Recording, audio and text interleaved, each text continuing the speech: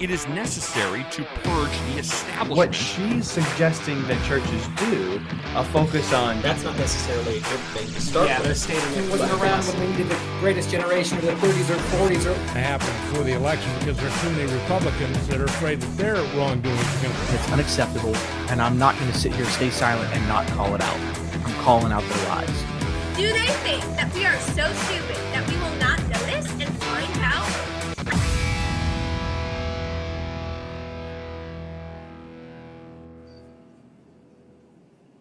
I am a raging patriot.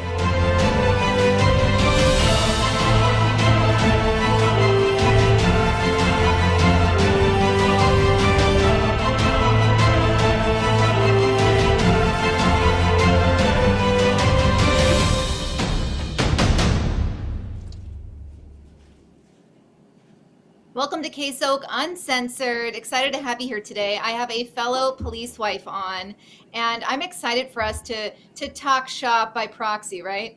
So as you guys saw, I did a few videos recently where I'm talking about oath breakers, and I cannot wait to gather Elsa's opinion on oath breakers, because as you guys know, I have a very strong one, and that is that I have no respect for them.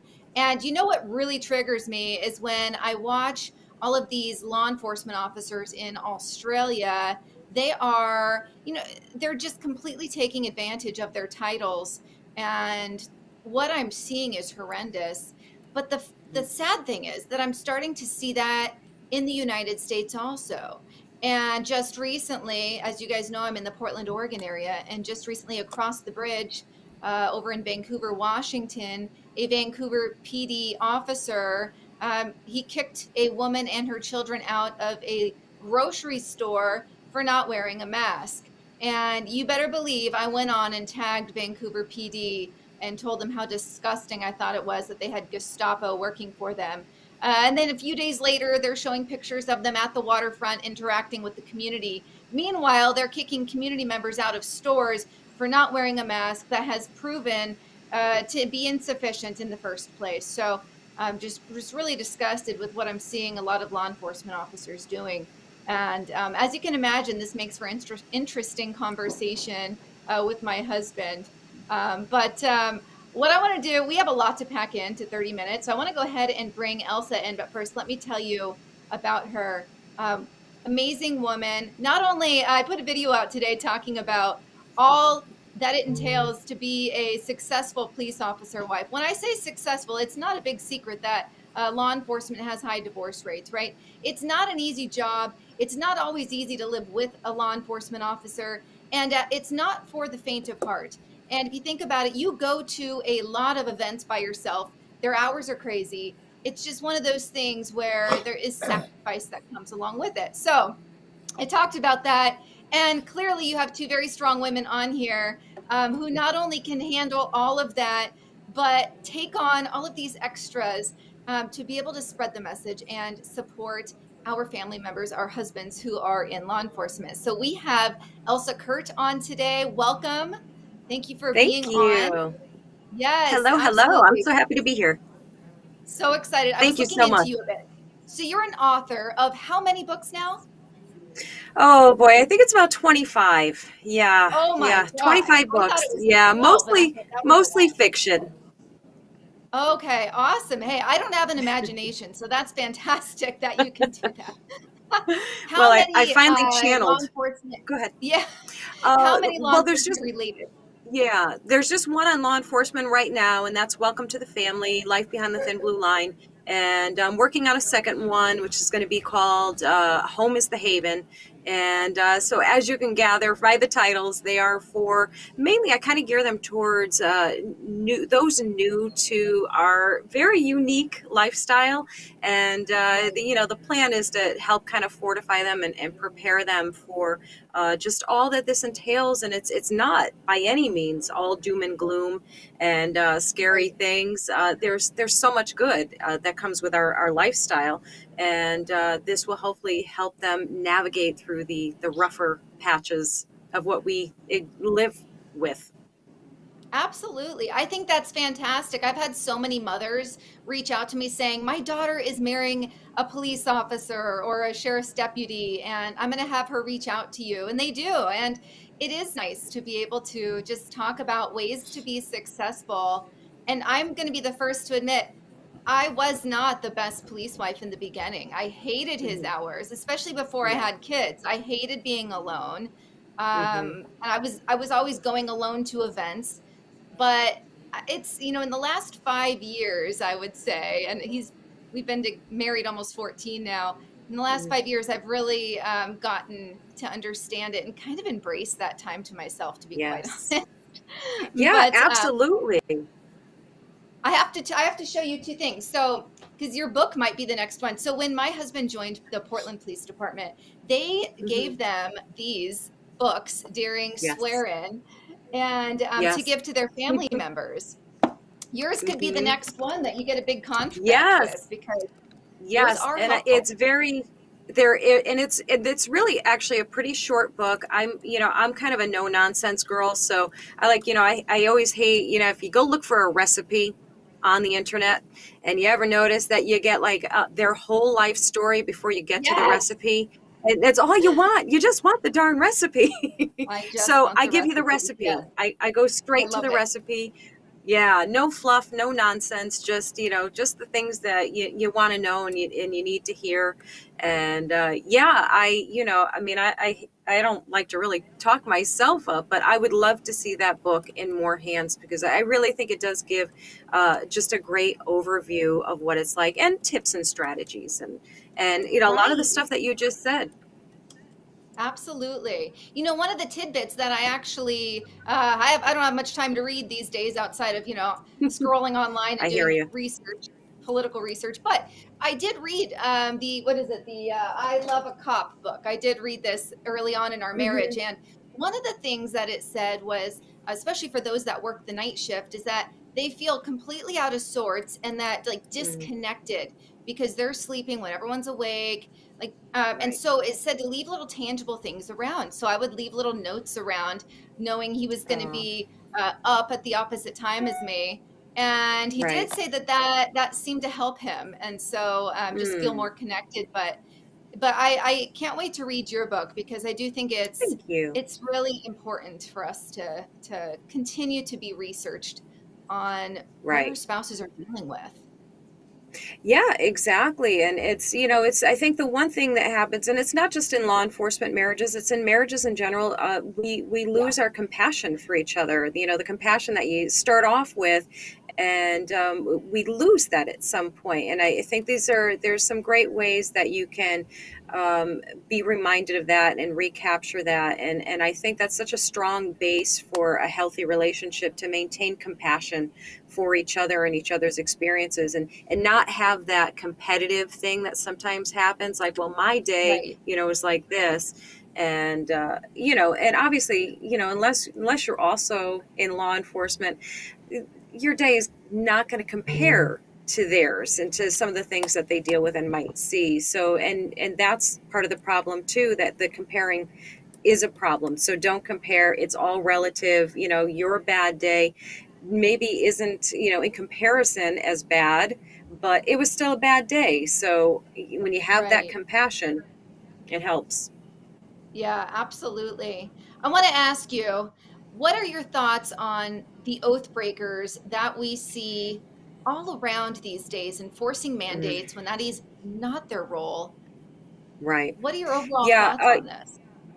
Yeah, so I feel your frustration too. There's a huge misconception of non-law enforcement family people, particularly people who don't like the cops. We'll say that nicely, right?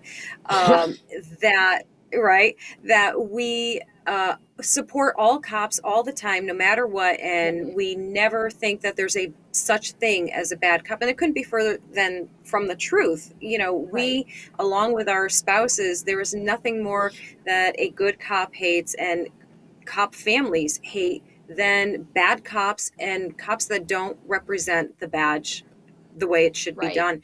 And this is it's frustrating, and it's infuriating to see happen. There's that saying, absolute power absolutely corrupts. And unfortunately, when, some people get in that position, it goes to their head, and that's what happens. And those are the people we want gone, and I love Yes. that you got right on that. So that's awesome. Yeah, no, I appreciate that. And you know what it was is I was getting asked by so many people that follow me. They were DMing me, asking me, "What do you think about the police officers in Australia? What do you think about the ones in France?" And I know that they wanted to know my stance because I am very pro law enforcement, but at the same time, Right. like you said, no one can be more disgusted with those oath breakers than I am, than you are. So. Right. So I'm not a diehard back the blue. I black the one or back the one, excuse me, that deserve backing and that uphold their oath, to the U.S. Constitution. So, and you know what? There's a lot. There's a lot of officers these days that it just concerns me. The brown shirts before the actual Nazis. I'm like, you know what? Right. We're treading in those waters right now, and we're really We seeing really are. brown shirts pop up daily. And Yes. Just that very really phrase, just that very sentence, show me your papers. Whew. If that doesn't, I'm more scared about the people who don't get a chill up their spine when they hear phrases like that. They scare me more than anything else because they don't know or understand history. They have their heads in the sand. They can't fathom that, that America could go that route. And the truth is, every country that went towards socialism and communism started off as democracies. It's a slippery slope, and it happens when you blink, basically. And just because it hasn't happened here doesn't mean that it can't happen here. And of course, we're seeing proof of that.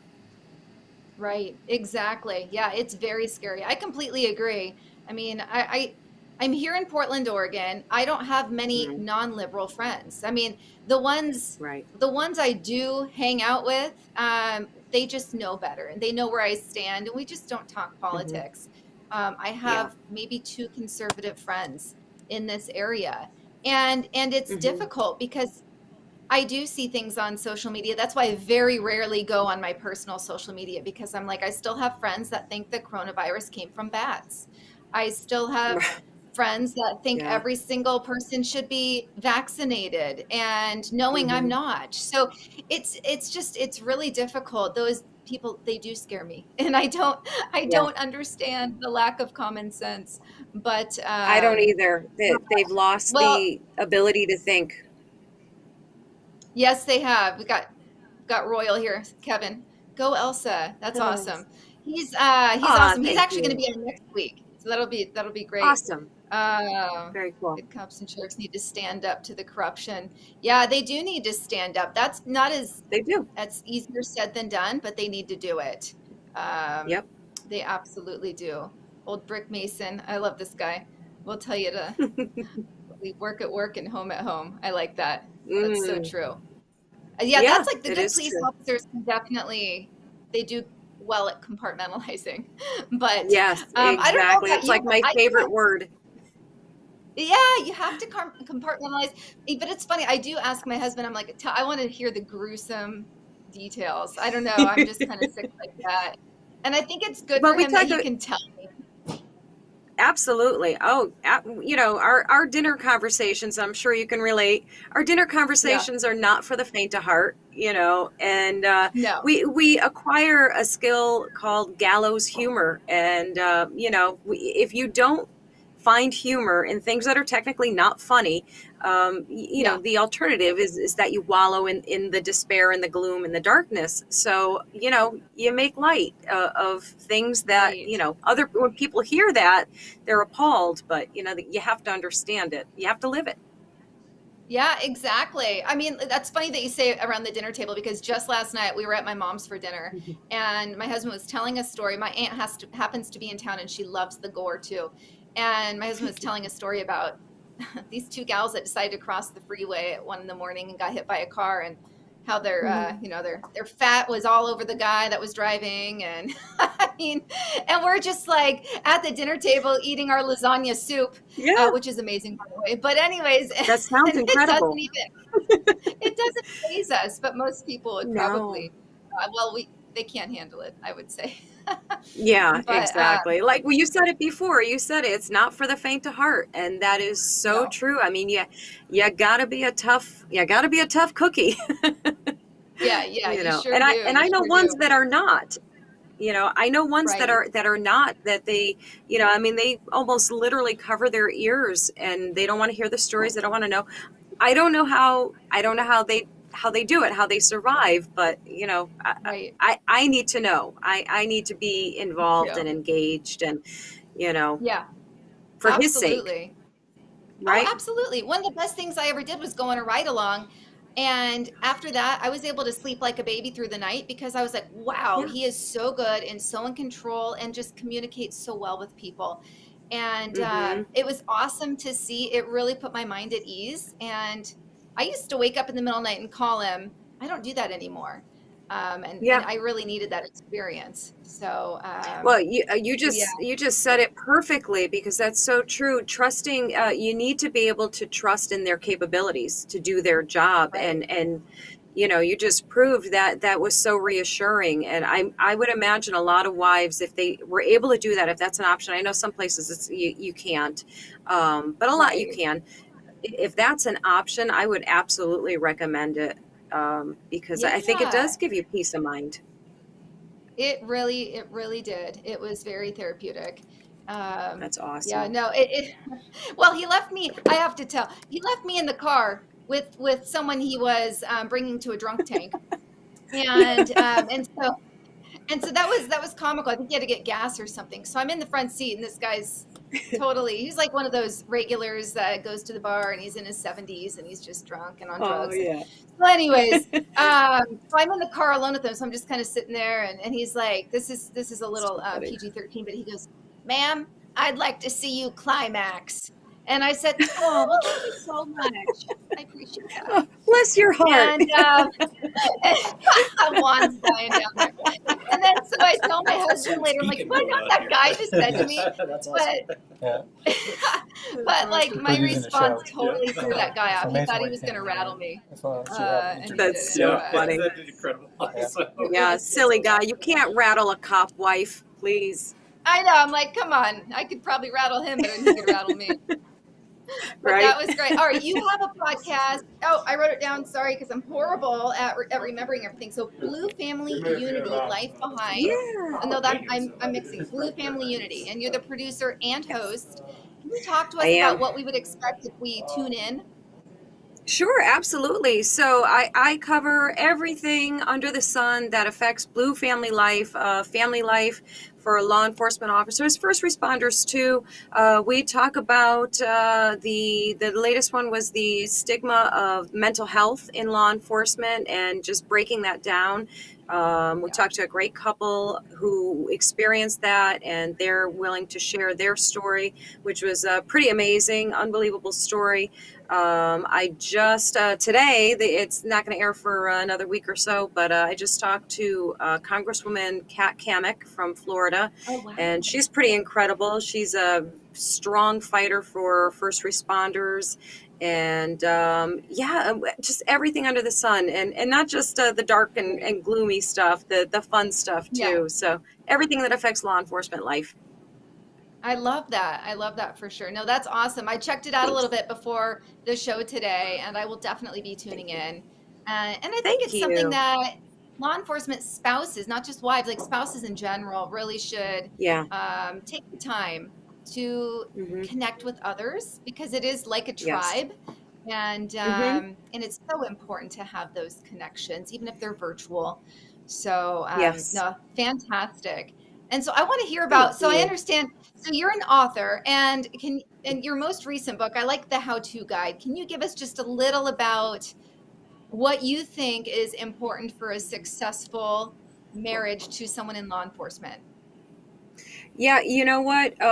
Resiliency, independence, self-confidence, and you need to have a life. And it seems so silly to say in this day and age, because most of us do have a life outside of our husbands, but law enforcement family life, it can be very consuming, so it can really take center stage, and it's so important to have your own identity and your own goals and purpose, and I think that helps tremendously. And of course the compassion part, to actively work on compassion for each other.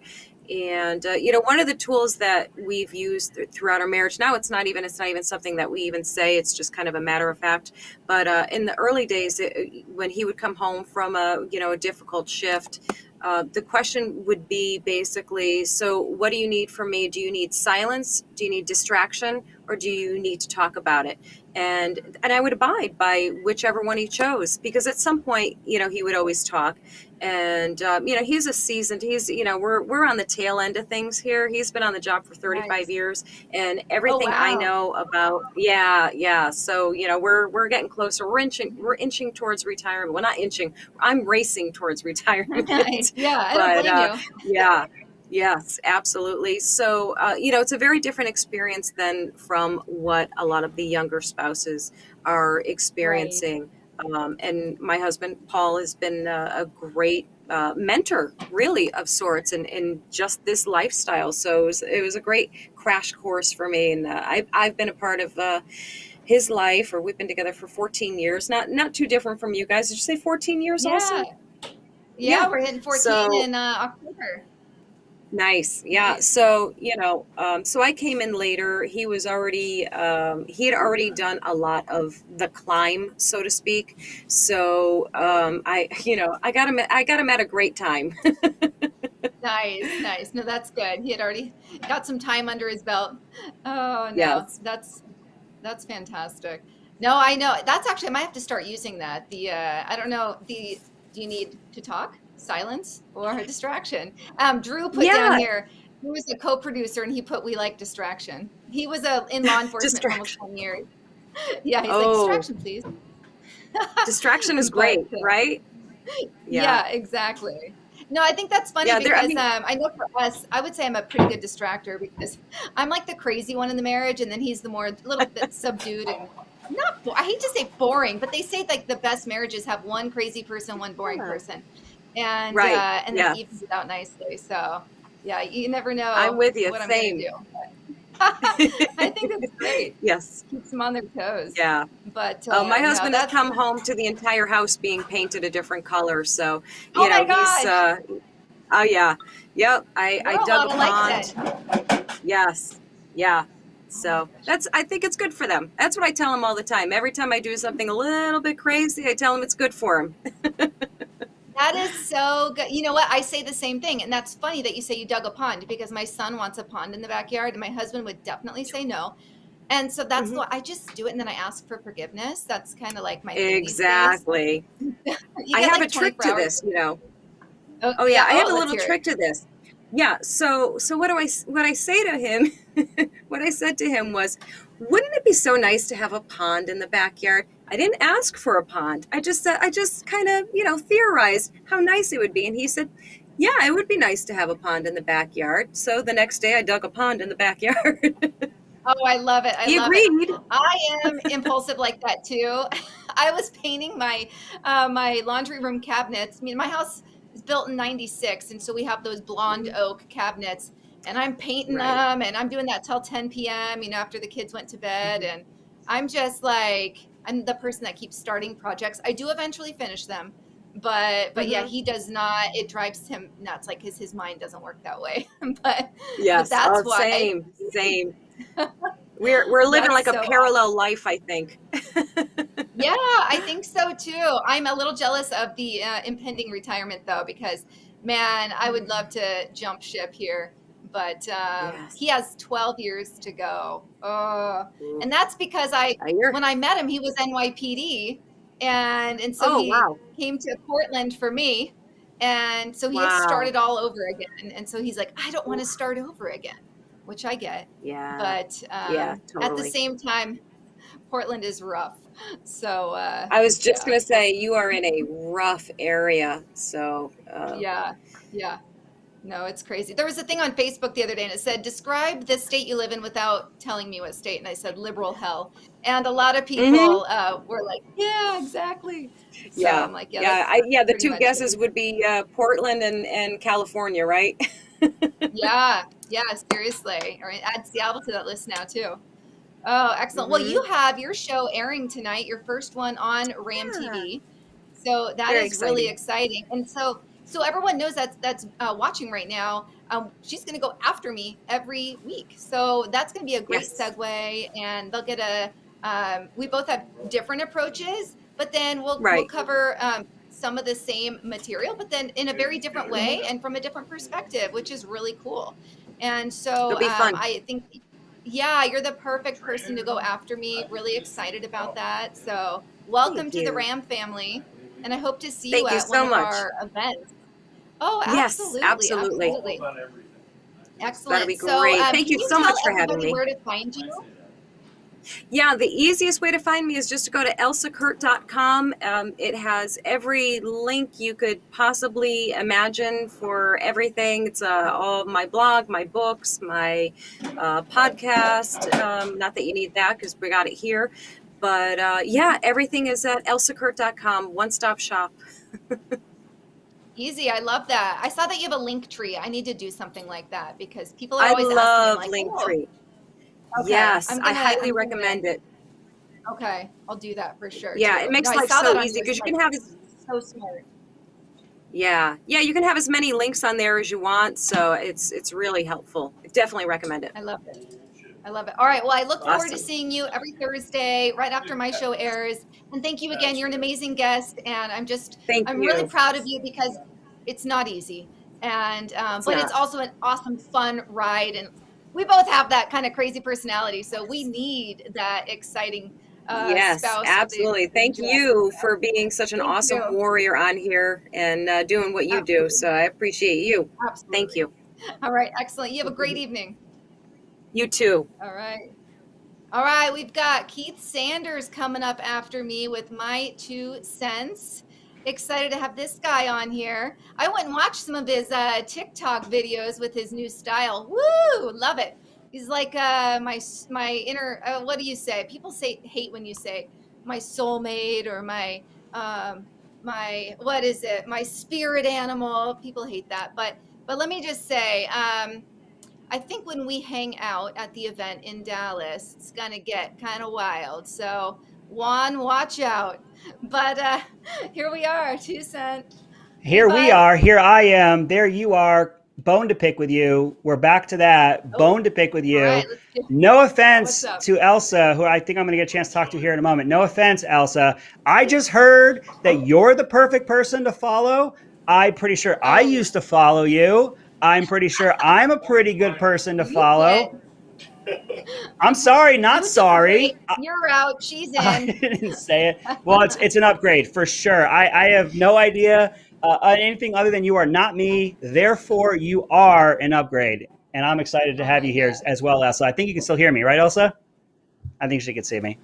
Awesome. So, real quick, I'm popping on right now because I've just got too much to say and a lot of energy like I always do. So here I am. And Juan said, please save me. I need someone to take the 8:30 hour or 8:30 half hour. So here I am. I dropped everything I was doing. I wanted to see my good friend KSok, and I wanted to see my new friend, Elsa.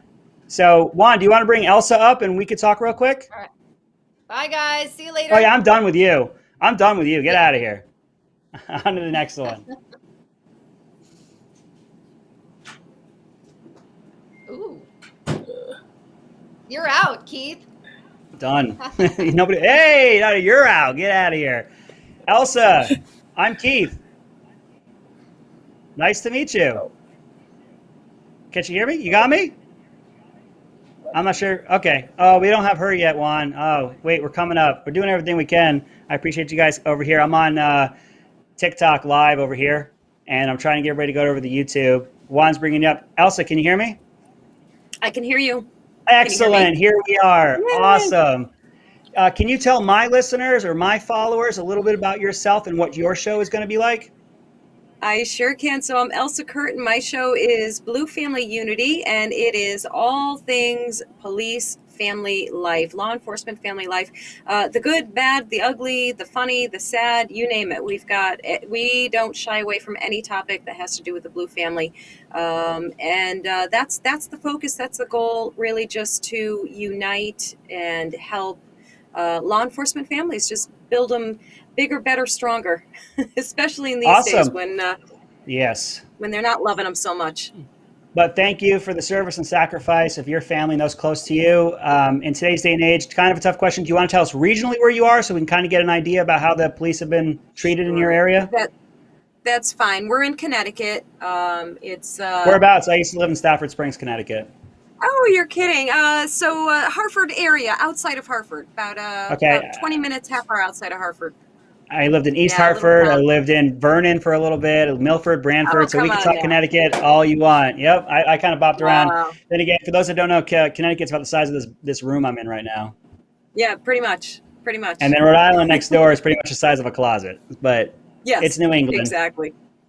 Well, are you a Red Sox fan? Let's hit the big topics first. Red Sox or Yankees? Red Sox. Are you north of 84 or are you south of 84? I am. Now you're making me show my blonde hair here. Are you closer to Massachusetts or closer to the Long Island Sound? Long Island Sound. Then you're probably a Yankees fan. That's not true. I'm lying to you. No, closer to Mass. Don't do that. Yeah. Okay, so then you're a Red Sox fan. I am. Excellent. Then we but are I now don't really friends. watch sports anymore. We can be friends. Okay, then I watch sports all the time. I love them. I love it so much. I had to let it go too, and maybe you and I could talk about that sometime. I was an avid sports fan for probably the first 35 years of my life, all day, every day. And then when the protests happened, I looked the other way, and the protests kept happening. And eventually I had to say enough is enough, and I don't watch sports anymore. It's upsetting. We're on the same page. It's exactly why we walked away. No pro sports whatsoever. I miss it, though. Don't you? House. Yeah, I miss it. I miss the fun of it. I miss the just sitting down on a Sunday and watching football. I used to make so much food for football. Yes, Sunday. You just sit all day. Jerseys. Yep. It was just heaven. I had a fourth quarter spot. I used to sit there for good luck. But Elsa, I'm looking forward to seeing your new show. One more time, plug it for everybody and tell my followers where they can find you. Excellent. Thank you so much. It's Blue Family Unity Show. It's coming on after KSok on Thursday nights. And you can find me at elsakurt.com. Thank you so much for being here. Again, thank you to you and yours, and blessings. It was nice meeting you. Juan, roll it. Nice meeting you.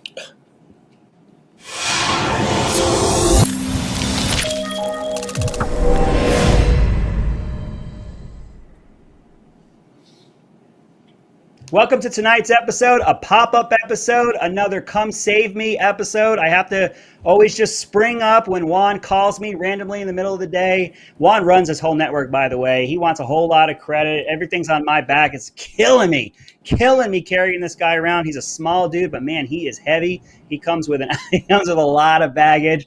And so what I'm doing is I'm jumping on here tonight. We're going to do some ranting. We're going to do some raving.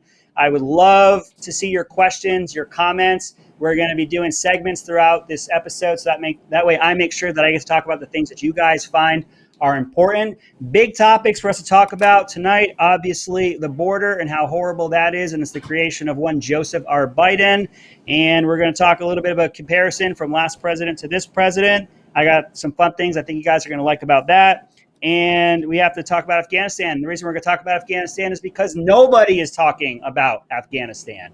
And that is the point. That is absolutely the point. If you follow me on social media, if you've seen anything that I've been doing since I've been back on YouTube, myself and very few other people have been saying, what about Afghanistan? It's still there. There's still Americans there. But Biden, reading the political winds, saw that even people that backed him did not back the way that he withdrew. So he threw out that red meat to his supporters, which was vaccine mandates, and they all jumped on it, and they all circled up around him just so they could protect him. And then we all got together on our side and started firing in on how unconstitutional this is. And then, whoa, what's going on in Afghanistan? Nobody's talking about it. They want that gone as fast as humanly possible, and they're getting their way. They're getting their way. What's pathetic is they're actually probably happy the border exploded when it did, which was magically on another pre-planned Joseph R. Biden vacation back to Delaware. Afghanistan falls, can't find him, he's on vacation. The border's on fire, can't find him, he's on vacation. I'm sure they're actually not too upset about it because they also have their base, which wants open borders. They think that we are obligated to all these people that want to come here, and they just get to live the American dream. All the things that we've built, that those that came before us built, that those who have come here legally have built. And if you want to come, says Joseph R. Biden in a debate live on television where he said there should be a surge at the border, where if you're seeking asylum, you should surge the border, and then we get the surge. And Psaki wants to give the BS excuse, not swearing yet. And by the way, Juan, I didn't swear last week, so I get 2 tonight. That's the math. That's exactly what's happening. I get 2 for your boy 2 Cent. Psaki first wants to say that it was under Trump that it was going up, but of course nobody brings up the rate. And then also wants to say that it's seasonal. It's all smoke and mirrors. It's all a lie. It's all because Joseph R. Biden said you should surge the border. These Haitians, I made the joke Monday, I think it was, how did they get there? How did they get there? Turns out, reporting is showing, it was from the Daily Mail, I think showed it, and Daily Caller. They were showing these Haitians have been in South American countries for 3 to 4 years.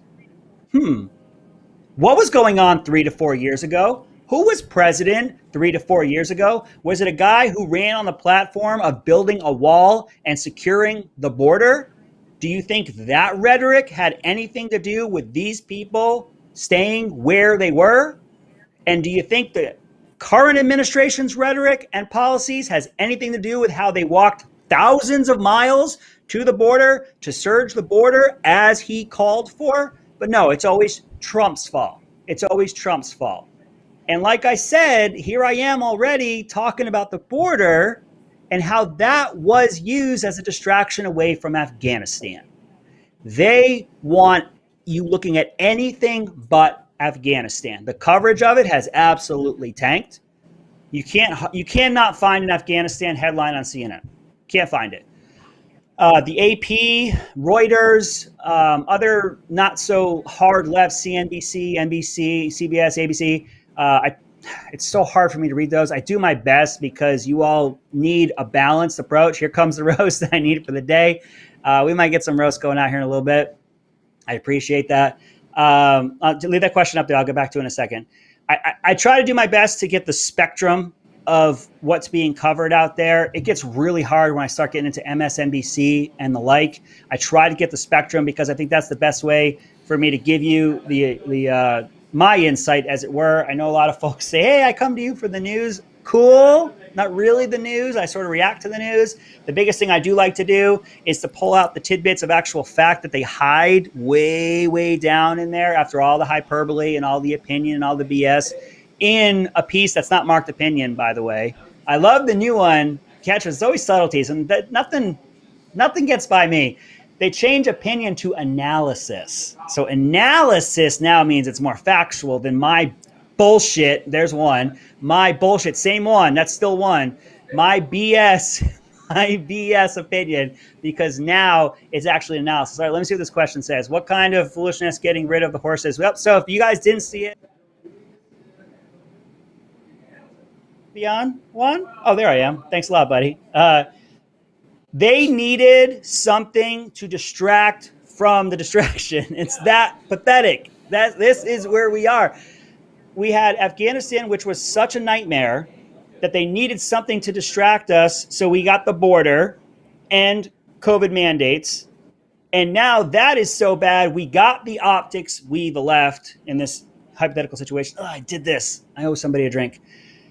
Anyway, they now have the imagery of the whips. They're whipping them. Maxine Waters says this is worse than slavery. Kind of not.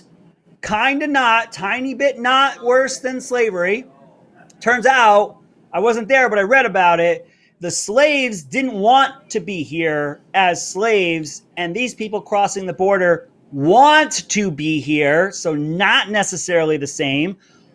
These people coming across our border are breaking the laws that we have on the books, and I'm not going to get into what the laws were of slavery at the time. You cannot make an argument to me that enforcing our border is anything like enslaving people from a couple hundred years ago, as disgusting and horrible as that is. And yes, it is a part of this country, and no, I don't gloss over it, and no, nor do I think that the people of today owe for what people did hundreds of years ago. We can get into that another night, but they got their imagery. They got something that looked really, really bad.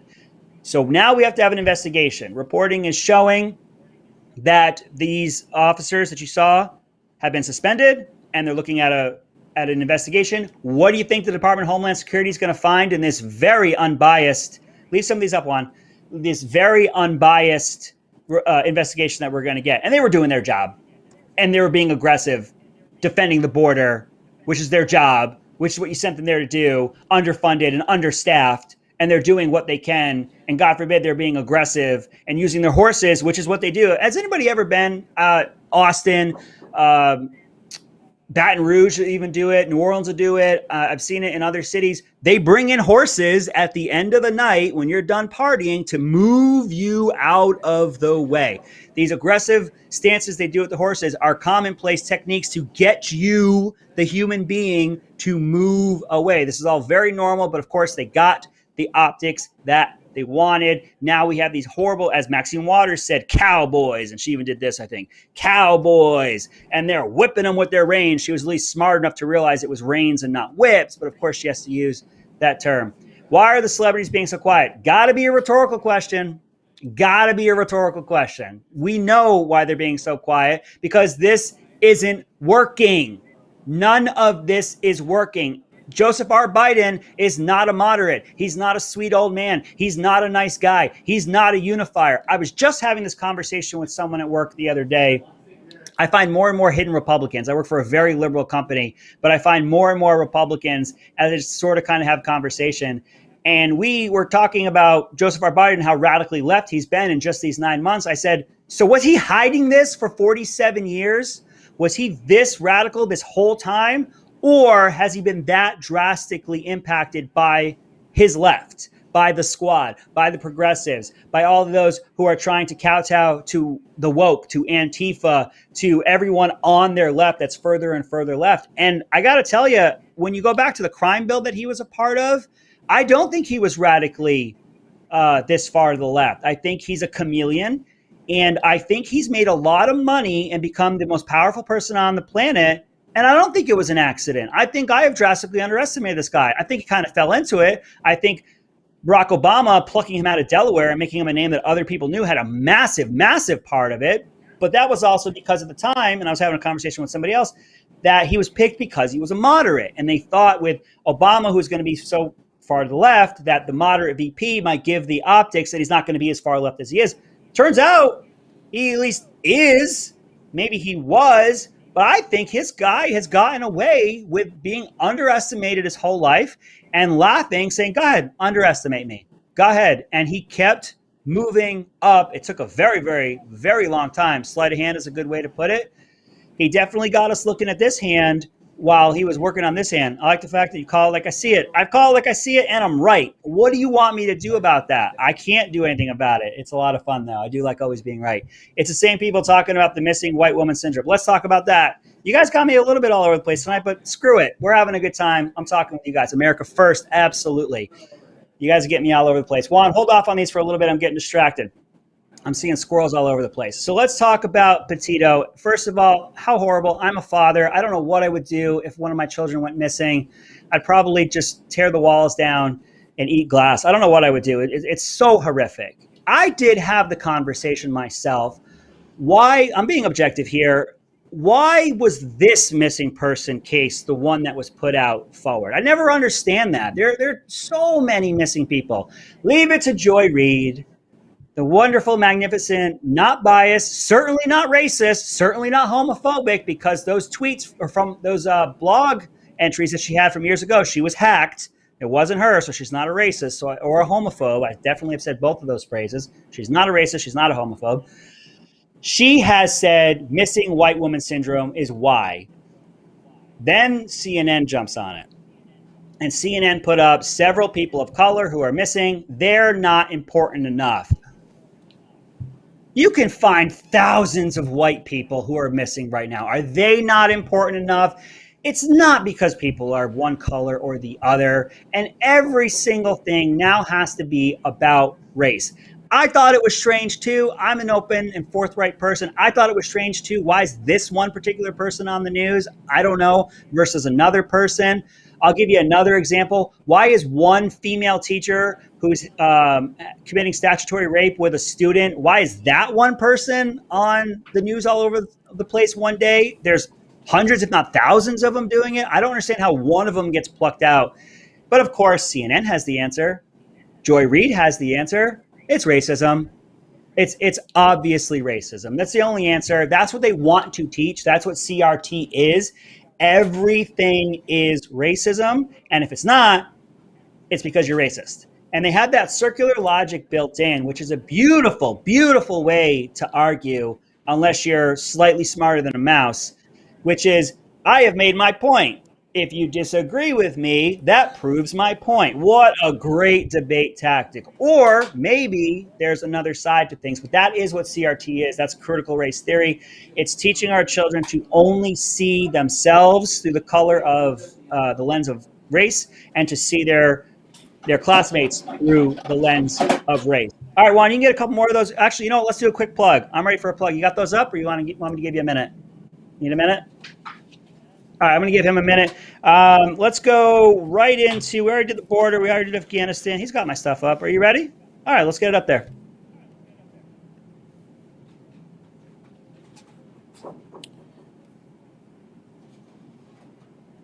All right, there it is. Woke R Us, the #1 seller right now on Woke R Us. I want you guys going over there. You can't go there now because I want you to stay here with me live, and I want all of your questions, and I want all of your topics so you can talk to me. Woke R Us, the #1 seller right now. We're running this limited, but you guys have kept it hot, so I'm going to keep it going just a little bit longer. Get the next one in there, Juan. We're done with Fauci. I believe this is the #3, if not #4 selling on the site right now. It's getting cold in other parts of the country. That's what I've been told. I'm in Florida, as my father would say. We have 2 seasons, summer and second summer. We're done with Biden. This one is a little bit. I've got some new stuff coming. So that means these lines that you're seeing right now, Juan, bring me back in. These T-shirts that you're seeing, there I am. These T-shirts that you're seeing right now, they are limited. We got new stuff coming in. I've got stuff coming up for chrisms, as my youngest daughter used to say. I want you all saying chrisms from now on. It's how we do things around here. And we're going to bring up some new stuff coming up soon. I want all of you going over to Woke R Us, buy that merch. I want that money in my pocket, and I want those shirts on your back. All right, we're going to go on to another fun topic, something that people, I don't think, really have been talking about. The idea of, what do you get if Trump was everything the media says he was? Think about it real quick. What do you get if all those collusion and he's a puppet and he's being manipulated? I think you see where I'm going. What do you get in those situations, or in a situation where Trump actually did the things that they say he did? You get, second one of the night, you get the fucking Bidens. That's what you get. Let's talk specifically about Hunter v. Don Jr. And specifically, as a Latino, I feel Creepy Joe the most racist person. Absolutely. Just go back to the things that he said, calling men of color, young men of color, super predators. If you don't vote for me, then you ain't black. You can't go into a 7-Eleven without a slight Indian accent. I'm not kidding. Barack Obama is the first clean, articulate black person that we've had in running for high elected office. These are all actual quotes. Again, what you would get if Trump actually did the things that they say he did. You'd get Joe Biden. If Don Jr. did what they said he did, you'd get Hunter Biden. Let's go back to, and I haven't heard anybody talk about this, the Trump Tower meeting with the Russian lawyer. And he's, there's the collusion. That's where it started. Don Jr. was there. No, being a neophyte to politics, somebody came and said, hey, I've got some dirt on your opponent. Everybody gets approached with that. Everybody takes a look at it. They vet it. What is it? It's bullshit. I didn't say it. It is. It isn't. Once he realized that they were there to pitch him, then he walked away. and there was nothing to it. And they pounded it and they pounded it and they pounded it because that's where the collusion is. He's being influenced. However, Hunter Biden has said he was picking up money from Ukrainian energy companies by sitting on their board. And he has said, I have had no experience in that at all. And looking back, yeah, maybe it doesn't look so good. He was taking money from Chinese companies. Don Jr. had a meeting. The world melted several times over. God recreated it. It melted again. God recreated it. Hunter Biden actually takes money from foreign nations. No correlation. Nothing. Has no impact. It's just Hunter Biden. It's not his dad. I think we're going to start seeing more about the emails because Politico has now said that this is real, the laptop that is. And because he had the cloud backup storage on it, his emails are there as well. So H holds 10 for the big guy. Who's the big guy? Who's H? I do think some of this is going to start coming out. But again, it goes back to the concept of if the Trumps did what the media said he did, you'd have the Bidens. You would absolutely have the Bidens. Let's go back 1v1 of Trump v. Biden in this situation. Trump was a dictator, right? Trump was a dictator. He was a threat to our democracy. I can't think of instances where Trump said, I know this is unconstitutional, but I'm going to do it anyway to buy myself more time. I'm talking specifically about Biden extending the eviction moratorium unconstitutionally and declaring it unconstitutional, but that he was going to do it anyway. Sounds pretty dictatorial to me. Sounds a tiny bit dictatorial to me. But Joe Biden can do it because he's a good guy. He's a moderate. He's a nice guy. He's certainly not a dictator. Trump gave the states, rightfully gave the states the ability to run their states. And that's why the media in California and Michigan and Jersey and New York especially all lost their ever-loving minds because Trump wasn't telling everyone how to do their own reaction to COVID. Biden is going to come in here being the liberal that he is and as far left as he's gone. He is going to tell everyone how to live their lives and they rejoice in it and they love it. He's going to mandate upon you a vaccine. He's going to mandate upon you a medical procedure. And then if I'm on here, I could potentially get in trouble if I disagree with the great and powerful Biden. So which one of those actually sounds like a dictator? Which one of those actually sounds drunk on power? I know my vote in this case, Joseph R. Biden. What has he done in these last few minutes? Let's talk about what he's done in these short few 9 months. We're not even to 9 months out of 4 years. We only got 3 years left, folks. A short 3+ years. That's all we got. Inflation is up. You can absolutely attribute that to the BS COVID bill that we did not need. That also gave more incentive for people to stay home and not go to work, which has now caused a hiring.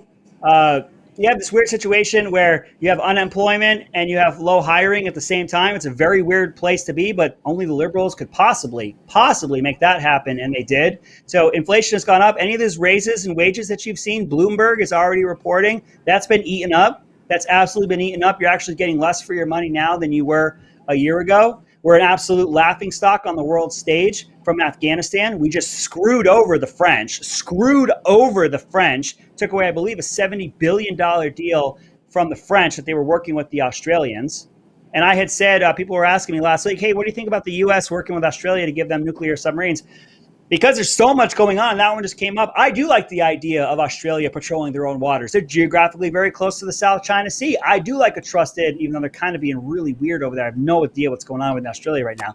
But if they want to patrol their own waters, I'm for it. Come to find out, we absolutely screwed over the French.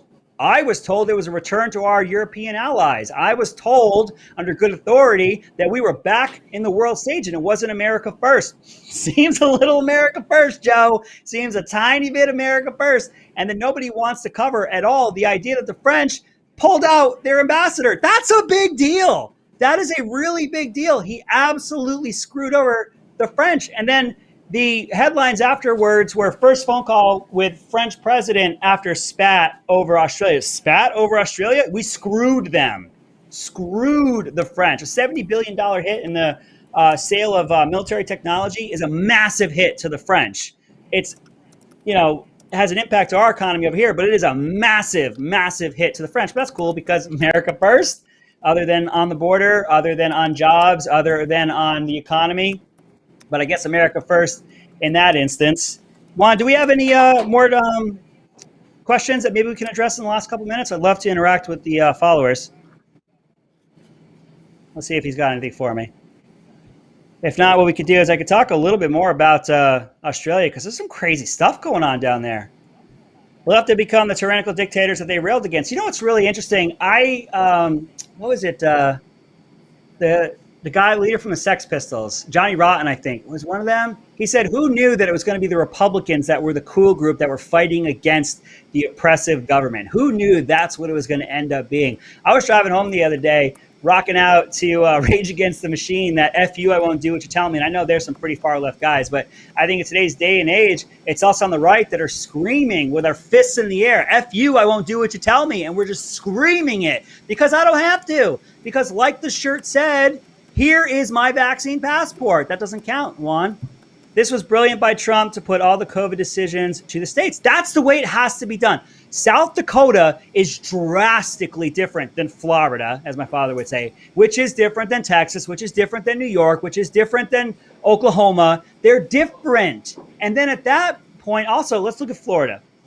So if from Tallahassee, DeSantis tried to run everything, he would then have to tell people in the Panhandle to do things the exact same way they're doing it down in Miami, the exact same way that's being done in Tampa, the exact same way that's being done in Central Florida and the Everglades. That doesn't make sense. So how can we do that for an entire country? You have to get the decision-making to as low a level as possible, and that does include and should start with you, the individual. We got a couple more minutes, and then we're going to get going. Do you think there will be a food shortage? No, the American food production is insane.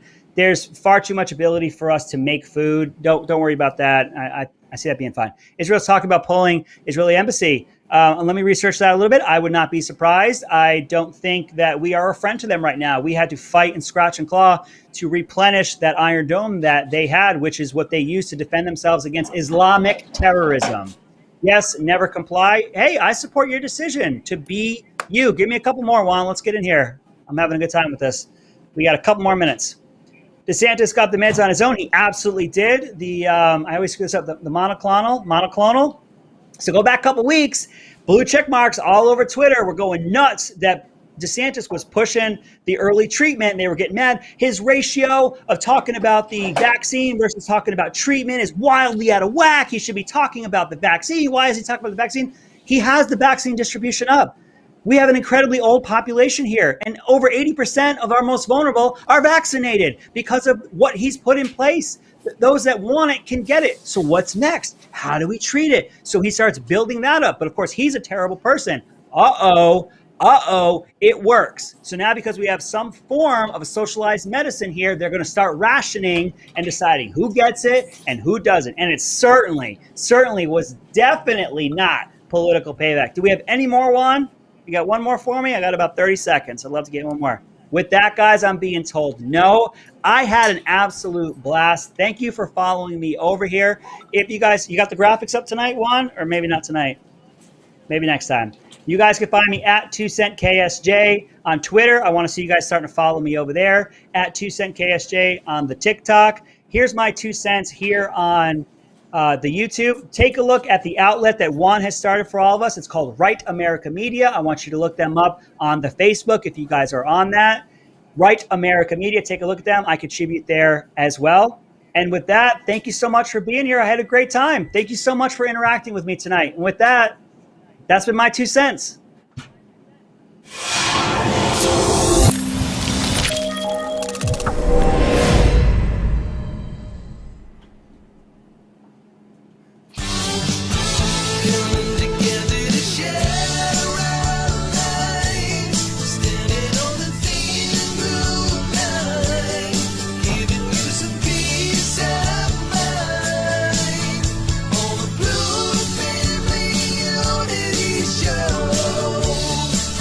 You're part of the law enforcement family, this is your show. Here we talk about all things Leo family life. The good, the bad, the funny and the sad, and everything in between.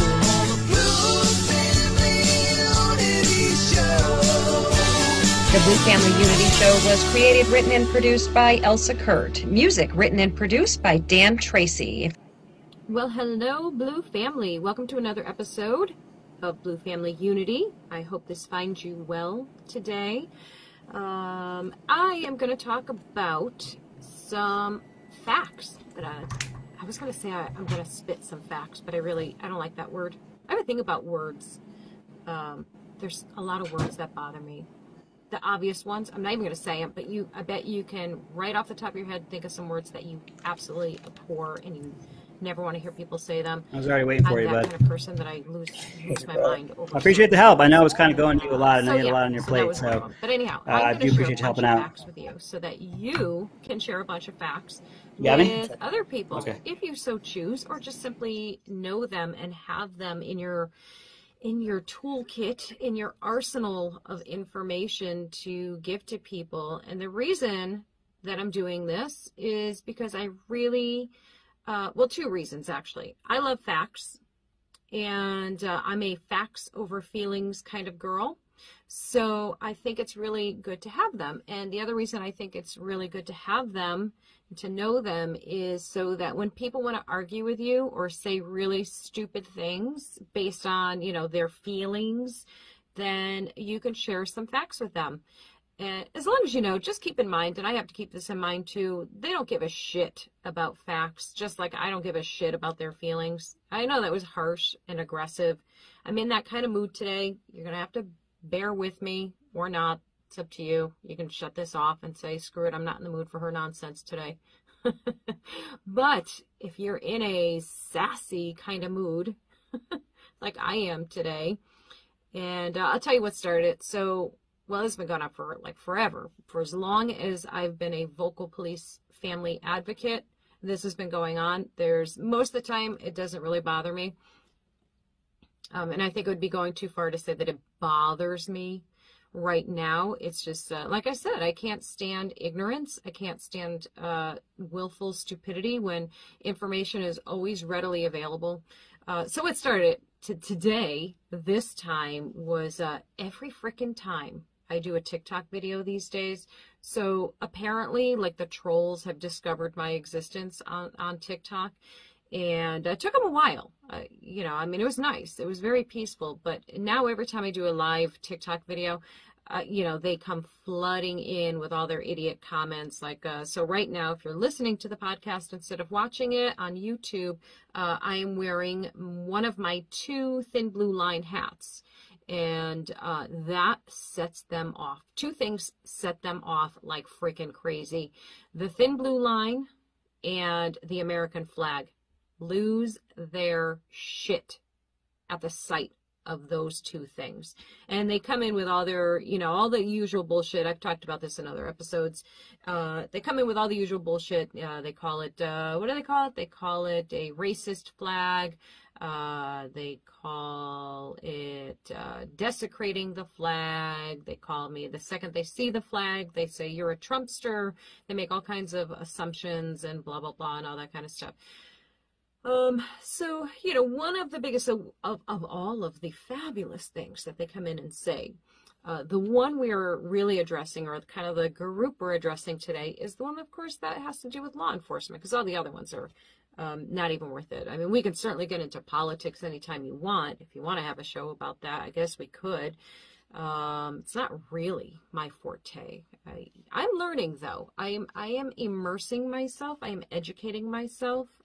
And because I want to be able to speak intelligently on those topics. And I always feel like I don't quite know enough to speak with, authority or simply intelligence on the topic. So that's been the homework I've given to myself, to really, really, really pay more attention. And I pay attention, but I pay attention like the rest of us do. I know just enough to get by, to know what's going on, or get the gist of what's going on politically. In the grand scheme of things, I kind of always know what's going on as to how it affects law enforcement and family life. But the broader scope, I kind of get the headlines, and that's been more or less it. But not anymore. So anyhow, once again, I stray from our topic. Our topic today is policing facts, law enforcement facts that most people do not know, and a lot of people probably do not care either. But if they are going to come at you with their half-baked truths and their, corporate or establishment media lies, then here's some stuff that you can correct them with, okay? So I have multiple sources that I get this information from. One of my favorite sources, I quote him all the time, or I credit him all the time. His name is Jeffrey James Higgins. He's actually also an author, like I am. And he wrote an article about policing, about the facts of policing. And I will put that link in the show's comments so that you can read it for yourself. It is excellent.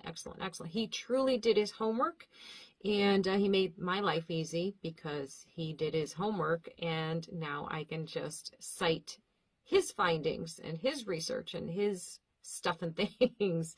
So I thank him for that. I always credit him for that. But this is probably one of the best, most concise, informative articles I've read in some time. And there's a lot of them out there. This is just happens to be one that I found on Law Enforcement Today, and I love it. And by the way, if you are not a Law Enforcement Today member, you really should be. And not just because I am a contributor, not just because I'm a contributor of theirs, but that's certainly part of it.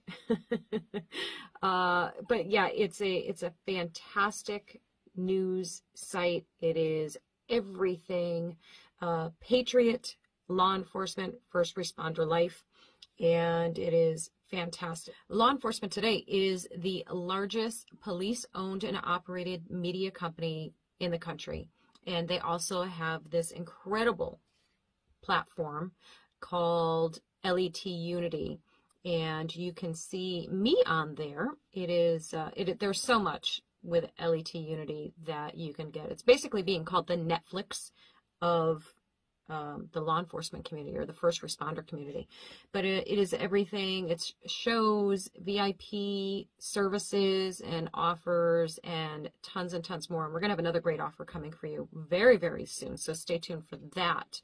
But okay, so I'm done plugging Law Enforcement Today for the moment.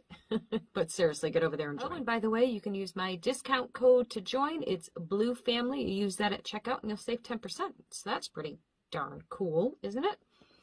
But anyhow, so that was where I first saw Jeffrey James Higgins' article. And it's pretty fantastic. So I took heavily from him. And I got more information through the Daily Wire with Ben Shapiro, and who I love, by the way. This is not a paid promotional thing. I love Ben Shapiro, and highly recommend you listen and watch him for incredible facts and information. But yeah, again, I get nothing out of telling you that other than the satisfaction of knowing that more people are seeing and hearing him. Okay, so you ready? Let's get down to business. So the claim that you hear over and over again is that policing in America is systemically racist, right? How many times have you heard this? You could probably make a compilation. You could probably make like a compilation video, a montage video of all of the corporate media stations saying exactly that. Policing in America is systemically racist. All right, so the response to that, the simple response to that is, no, it's not, but thanks. But the fact-based response to that is pretty detailed. So there's a lot of facts here. So you can either get a pen and paper or you can just play this over and over again. I'm totally cool with that. I wouldn't make you do that. One of the things that they love to say in the news all the time is unarmed suspect, unarmed youth, unarmed black male. This is what they rush to say every time.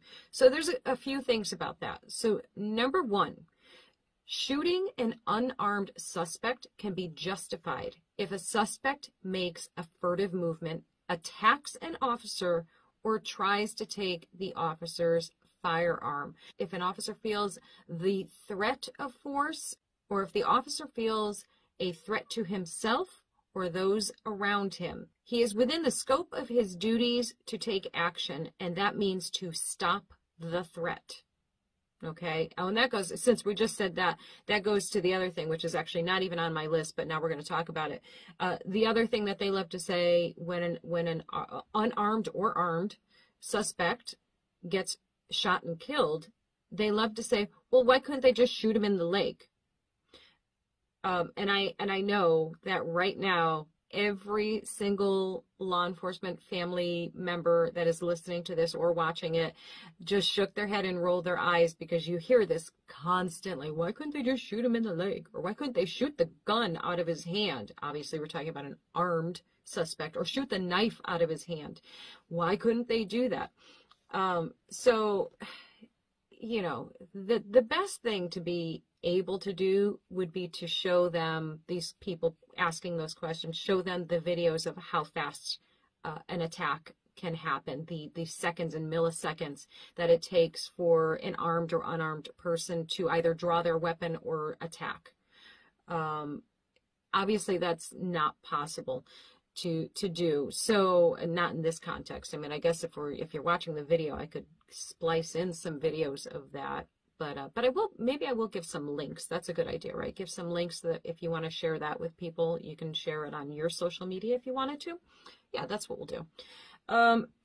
So shooting an unarmed suspect is, that phrase is very misleading, because the implication, of course, is that somebody who is unarmed is not dangerous. And that is bullshit. If you've ever been sucker punched,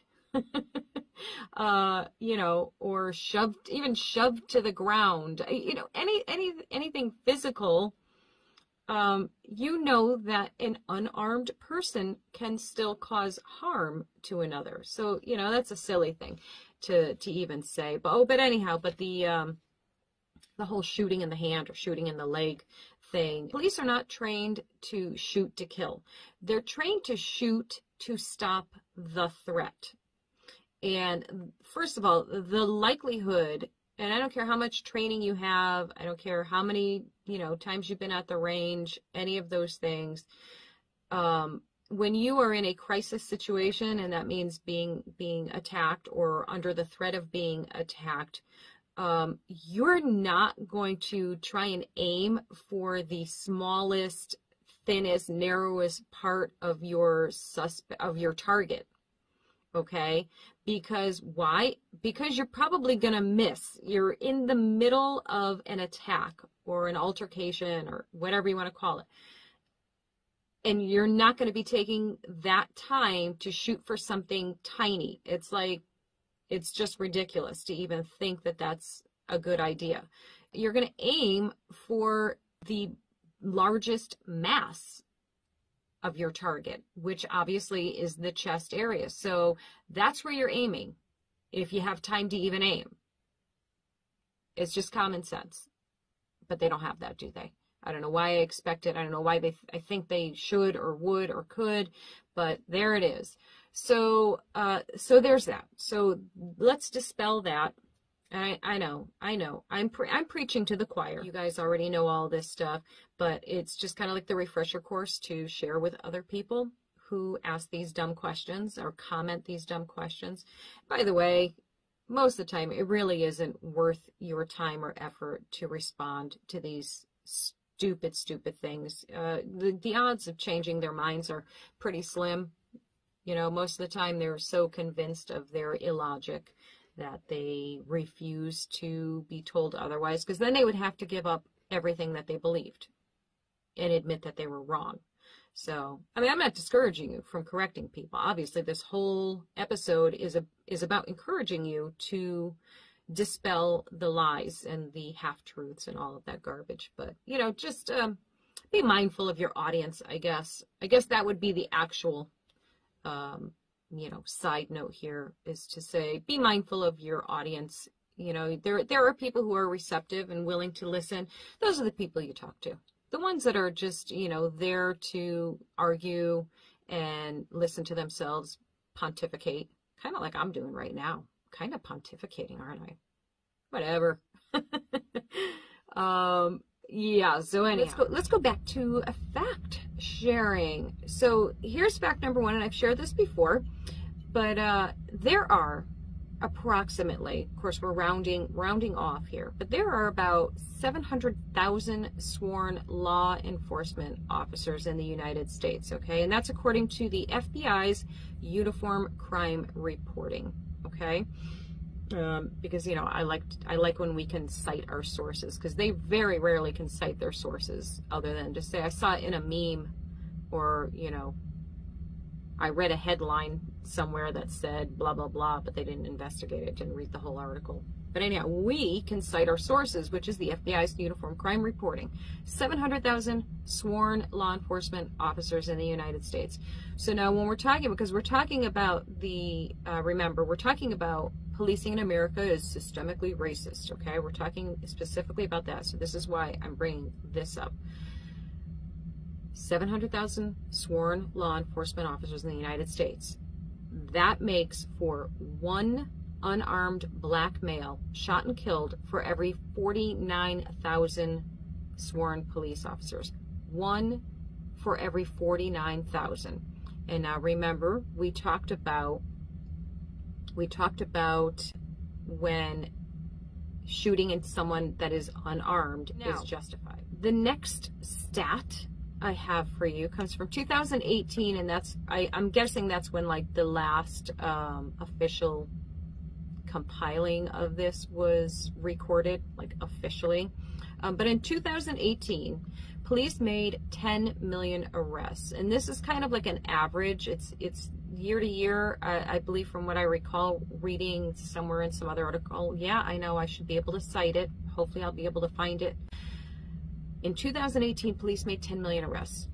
Race was known for half of the offenders. And of that half, 1.5 million, and that's 27.4%, were black. Okay, I'll say that again. 10 million arrests.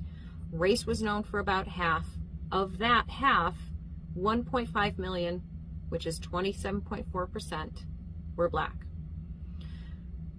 In that year, 229 black males were shot and killed by police. And there were actually more white people shot and killed by police that year. Now, mind you, this is not a competition over how many people, it's not a competition about how many people get shot by police. I kind of hate these statistics in a way, because that almost gives that perception that, you know, oh, well, more white people, cops shot more of this race, cops shot more of that race. They didn't shoot as many of this other race. But we need to have these numbers, okay, to make these comparisons in relation to the whole systemically racist concept that they try and push constantly. 229 black males were shot and killed by police that year. Unarmed black men shot and killed, the number was 23. So that means 1 out of 70,000 black men arrested. 1 out of 70,000 black men arrested. We're going to sit on that for a second. 1 out of 70,000.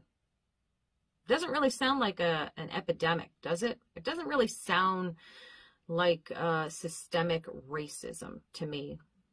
Maybe it still does to you. I don't know, but we'll keep going. We'll keep going. All right, so here's another interesting one. About 53.5 million people have at least one contact with police. 95% of those contacts involve traffic stops. And that's according to the Bureau of Justice Statistics, BJS, okay? 91% of whites and 85% of blacks contacted by police during traffic stops said that police behaved properly. You ready for this one? 2% of all citizens contacted by police experienced force or the threat of force. 2%. 2% experienced force or the threat of force. Now, as of 2019, we had approximately 328 million people living in the United States. Blacks comprised 13.4 or 44 million people. So that means that police shot and killed one unarmed black male out of every 3 million black Americans. 1 out of 3 million. Yes, I will say that again. 1 out of 3 million. Okay? We're going to talk about confounding variables. I love this, actually. I love that phrase for some reason. Confounding variables. A 2019 National Academy of Science study found that people of color face a higher likelihood of being killed by police than do white men and women. It says that risk peaks in young adulthood and that men of color face a non-trivial lifetime risk of being killed by police. Woo. That's disturbing, right? That's disturbing. If you left it, I mean, it's disturbing no matter what. But if you leave that statement on its own, you will walk away believing that there is an epidemic of police shooting and killing black men, specifically, because that's the predominant number there. So that study concluded that blacks are 2.5 times more likely to be killed by police than whites. However, yes, of course there is a however. Now, the however does not come up in corporate media reporting. Of course, it does not come up. They don't want to talk about confounding variables because it destroys their false narrative of what's going on in America. The simple fact is, if any group engages in more violent crime, they will have more contact with police and a higher chance of being shot. And the black population in the United States has a higher crime rate than the white population. Listen, this is uncomfortable for me to talk about. I have to be perfectly honest here. I'm as white as, you can get. I mean, technically I'm Hispanic, but if you look at me, I just look like your average typical white girl. So talking about another race and, showing the negatives, it's uncomfortable for me. I'm not going to say that it's not, but we have to discuss this because we have to discuss facts even when they're uncomfortable. I have to ignore my feelings and talk about facts because that's what really matters here in the grand scheme of things. You need to know, you can have all the feelings in the world, but you need to know the facts, and you can feel however you want about them, but at least you have them, right? In 2017, 65% of black households had a single parent. Now, what about white households? They're at 24% as of 2017. Now, there have been tons of studies done on the impact of a two-parent household, having a male figure in the household, their rates for crime, for dropping out of school, all kinds of things decrease dramatically when there are two parents in the household. This is based on studies. This is based on research. This isn't just, a meme I saw on Facebook telling me this. So, and that is, and I can give you the link, that is according to the Minnesota Psychological Association, okay? The more interaction a child has with the father, the less likely they are to commit crime. Children from single-parent homes are 4 times more likely to be in poverty and 3 times more likely to end up in jail by age 30. So here's the real problem. To go back to the whole police arrest blacks at a higher rate than they do whites. Again, it's another misleading, half-told truth. And by the way, they also arrest white Americans at a higher rate than Asian Americans. So if we're playing the comparing game, everybody's got a spot in this, I guess. So the fact of the matter is, and again, it's an uncomfortable fact, but the fact of the matter is that police are arresting people who commit crimes, and the crimes are committed disproportionately by race. That's not the police's fault.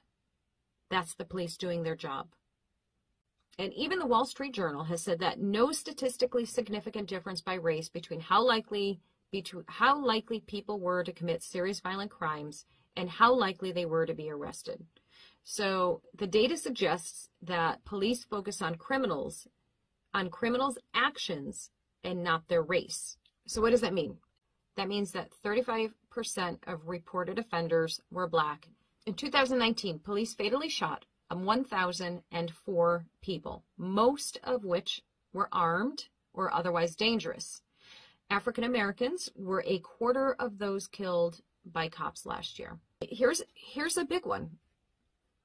African Americans made up 53% of known homicide offenders, and they committed about 60% of the robberies. Here's another big one for you. Are you ready?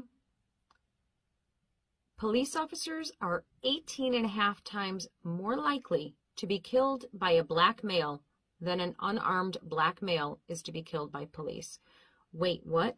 The National Academy of Sciences published research showing that there was no likelihood of being fatally shot by police. And as a matter of fact, police are less likely to kill Black people than white people in the same circumstances. I mean, the facts just keep coming. Whites are 1.7 times more likely than Blacks to die at the hands of police. From 2000 to 2014, African Americans were murdered 8 times as often as whites per capita, and nearly always as the result of Black-on-Black assault.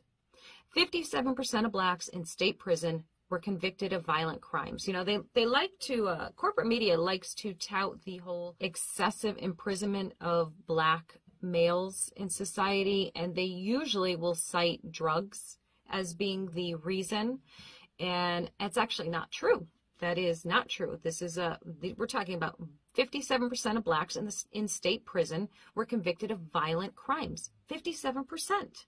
And would you believe that under Bill Clinton, the Justice Department found that Blacks had a lower chance of prosecution than whites?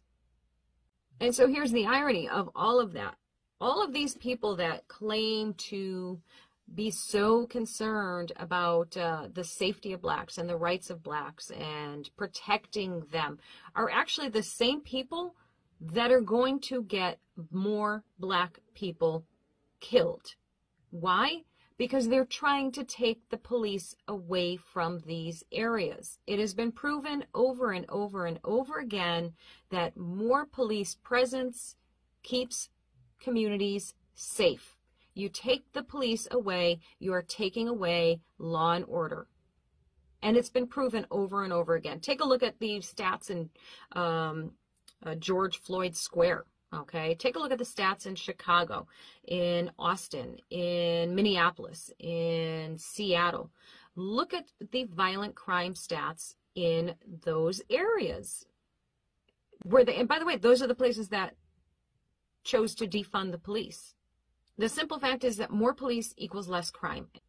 I know they hate to hear that. They will argue it all day long, but they're wrong. It's as simple as that. They're dead wrong. You know, after the Black Lives Matter movement started in 2014, they like to tell you that police killings declined by 15 to 20%. That there were, what's the number? I'm looking it up. I'm looking at it right now. There were 300 fewer police killings in the cities with these protests, with these BLM protests. But here's the part they leave out. You ready, folks? Are you ready? Murders rose in those same settings by 10%, meaning that somewhere between 1,000 and 6,000 more people died, and by the way, largely Black people, in 2020. All right, so you took away the police. Okay, so what was it, 10%? You decrease police shootings or killings by 10%. Congratulations, that's awesome. Oh, but your murder rate rose, and now between 1,000 and 6,000 more people died because of that. Interesting, right? We'll talk about, since we're talking about BLM, since BLM, thanks to them, the homicide rate in America's major cities rose by 30%, including a 95% increase in Milwaukee, a 92% increase in Louisville, and a 55% in Chicago, and 45% in New York.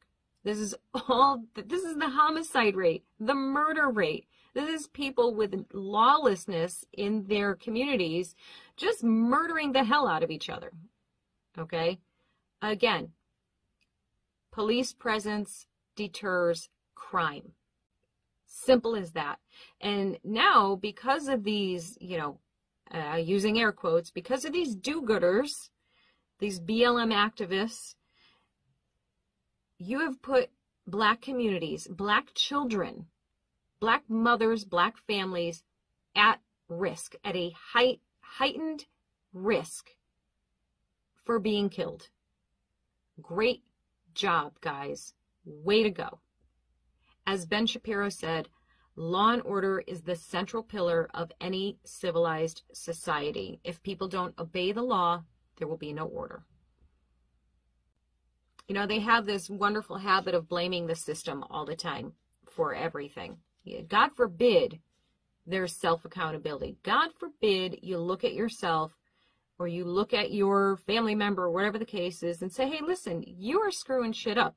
You're screwing your life up. You're hurting other people. You're a hot freaking mess. You're a disaster. You're a terrible person.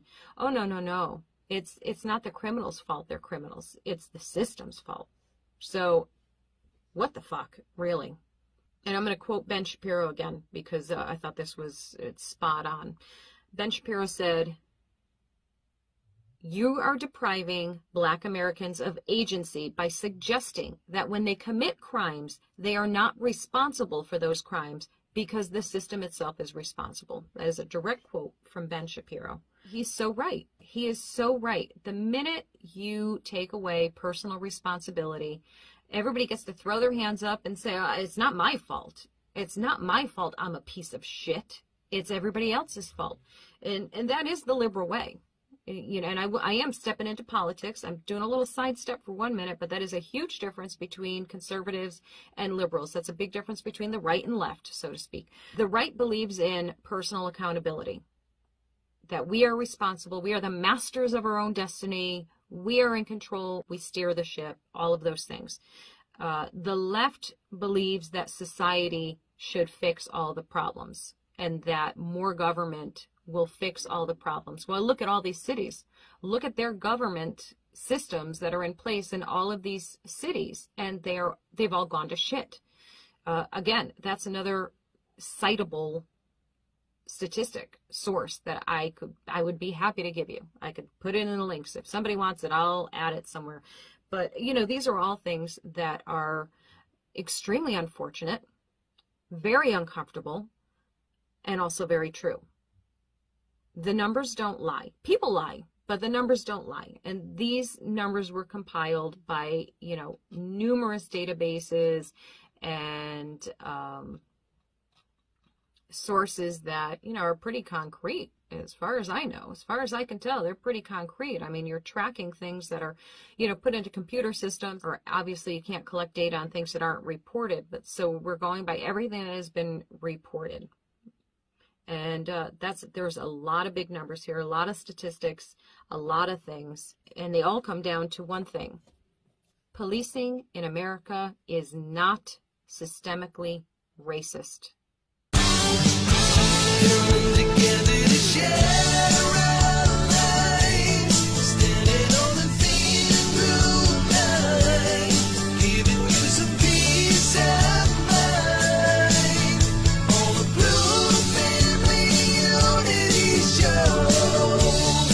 If you're part of the law enforcement family, this is your show. Here we talk about all things Leo family life. The good, the bad, the funny and the sad, and everything in between.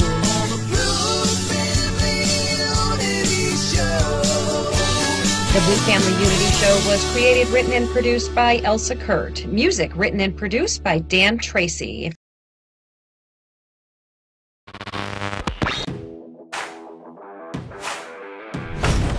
It is necessary to purge the establishment. What she's suggesting that churches do, focus on... That's not necessarily a good thing to start with. They're stating it wasn't around when we needed the greatest generation of the 30s or 40s or... It happened before the election because there's too many Republicans that are afraid that their wrongdoing is going to... It's unacceptable, and I'm not going to sit here, stay silent, and not call it out. I'm calling out their lies. Do they think that we are so stupid that we will not